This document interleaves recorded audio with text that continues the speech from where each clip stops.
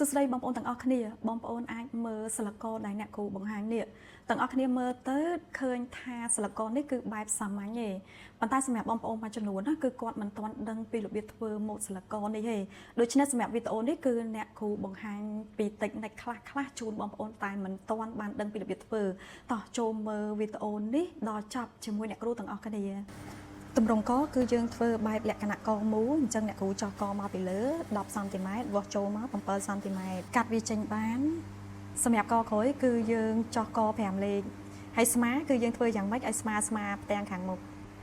សម្រាប់សិលកគឺយើងយកផ្ទាំងខាងមុខយកមកត្រួតនៅលើกระดาษពុំបែបហ្នឹងមកយើងគូសតាមតម្រងកមកគូសតាមតម្រងកហើយគឺយើងប្អូសឡើងឲ្យខ្ពស់មកអញ្ចឹងមកប្រវែងធ្នេមកដល់លើនេះគឺជាប្រវែងកក្រោយរបស់យើងនេះប្រវែងកក្រោយរបស់យើងណាកាច់មកអញ្ចេះហ្នឹងគឺទាំងអស់គ្នាយកកែងបានន័យថាយើងកាត់កែង